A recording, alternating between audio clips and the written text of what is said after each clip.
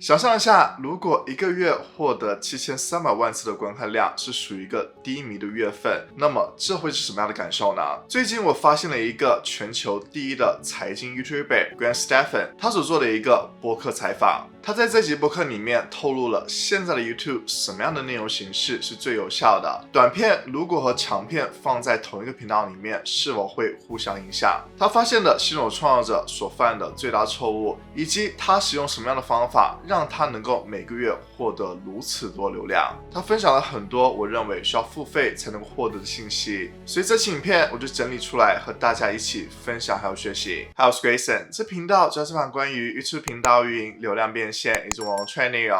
我每周分享3部影片，需要记得订阅我频道。如果是新手创作者，你可以通过影片下方链接去免费领取 YouTube 新手成功宝典，它会从不同的方面去告诉你如何去正确经营频道。如果是新手创作者，你肯定会想知道现在的 YouTube 哪一个内容形式是最有效、最容易获得流量的？那么 Graham Stephan 给出了他的回答。Seems like podcasts, and then you clip them up and you post shorts. So Okay. long form, over an hour, hour and a half, 2 hours. Like we found recently that like 3-hour long podcasts, kind of like the sweet spot. And then clipping those up into shorts.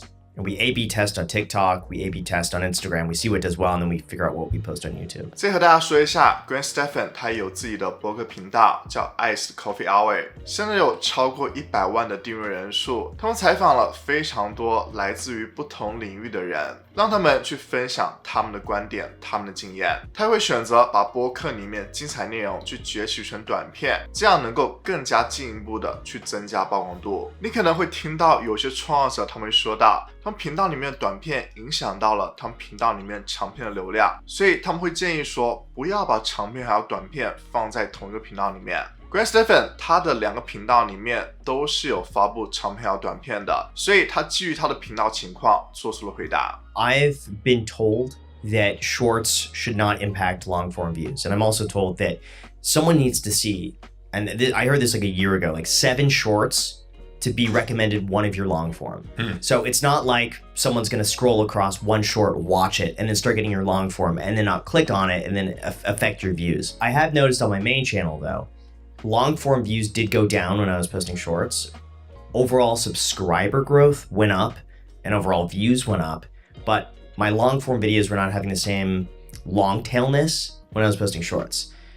But on the Iced Coffee Hour, we ended up getting more views on long form, more views on shorts, more subscribers. So I'm a bit split on it. I think overall it's working and it does a good job.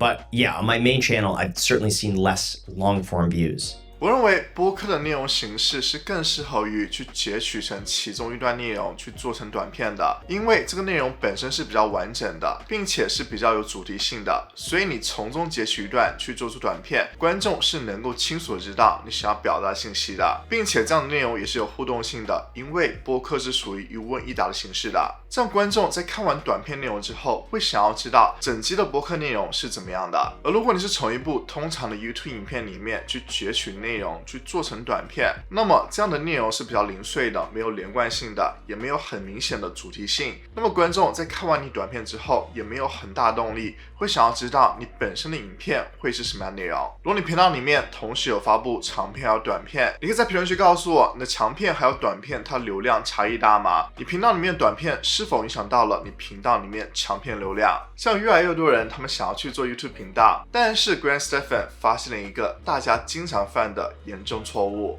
They don't look objectively at their content and they're like, oh, it's so awesome because I'm the one who did it and everyone wants to watch me. But when you look at their video, it sucks. And it's like, would you watch your own video? If you were a stranger, why would you care to watch this? You wouldn't. It's a crap video.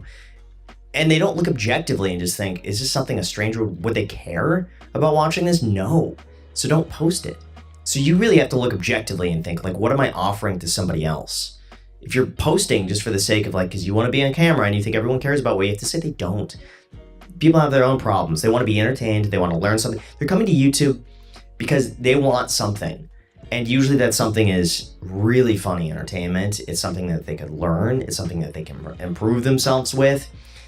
If you're not offering anything, there's no reason for people to watch. So you really have to think of what the viewer wants and how you can provide that to them. It's really about the viewer. It's not about you at all. So it's like, what could you give other people? And you have to think of that first. 是的，如果你影片没有提供给观众价值，那么你影片是没有很好的数据表现的。其实经营频道就是不断的去了解你的观众，了解他们想要什么，然后根据你的情况去提供给他们想要的东西，这个过程。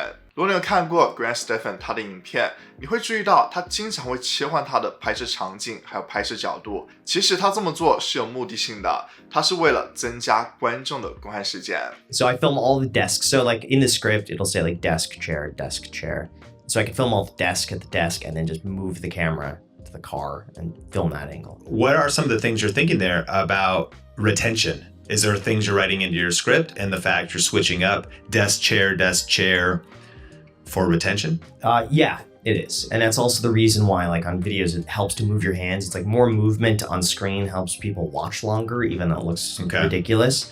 But yeah, if you're just like this the entire time, it looks so boring. So you have to have movement on a screen. 此外 Stephan 还要使用其他的技巧去运用到影片里面，去增加影片的观看时间。For the script, I try to lead everything almost like a story. Where like at the end of the desk scene, I want to prompt a question or a reason why they should watch the car scene. So like, you know, the real estate market's going up, but what does that mean for the next year? Then they'll go to the car. All right, well, here's the research that I found on this. But what does that mean for you? Desk. Go on that. Well, here's my advice if you're a buyer. And then and so you always have to hook something as a reason for people to keep watching. I try to tell like a story. Stephan 还透露一个他的独特的方式，去来找到最佳的标题和缩图，从而去增加影片的点击率。Come up with a rough title, and then I'll upload it. And then what I'll do is I'll come up with different titles on notes on my computer. And then I'll like separate them out. So like I'll write them all out like space, and then I'll put spaces in between them, so I have to keep scrolling, and then I'll just, in my mind, think, what am I most likely to click on? And then I go through like maybe 10 titles, and I'll whittle them down to like the top 3, and I think of more titles, and I just keep honing it to just think, if I saw this pop up on my phone, would I watch it? And if the answer is no, I'll just keep trying to think of new titles. And then I'll put the title in the video with different thumbnails. And then I'll send the video to myself, so it shows like the preview of like the thumbnail and the title, and I see them together, and I'll think, does this make sense? Would people want to click on it? Is it eye-catching? If the answer is no, then I'll keep changing that so that the title works with the thumbnail. 在 YouTube 平台上面发布影片有一个好处就是，我们是能够随时去修改影片的标题、缩图、描述这些元数据的。那么有没有个适当的时机是适合我们去做出这些修改呢？我知道有很多人都会害怕，如果做出修改了，会影响到影片整体的表现。对此 Stephan 说出了他的做法。In the first 30 minutes, it's almost exclusively a title problem, because those are people that see the notification that click through or are just quickly browsing and click mostly based on title. And then after 30 minutes, it's title, thumbnail, or thumbnail. So first 30 minutes, it's almost title. So I could just mess with the title a little bit. And then after that, if the title's still not working, then I look at the thumbnail. And if I'm like, this thumbnail's awesome, it's not the thumbnail, it's a title. Sometimes then I'm like, maybe I just screwed up on the topic. Maybe just this topic is more niche than I expected, and I kind of got this off, and I thought it would be a bigger audience, and it's not. That's my fault.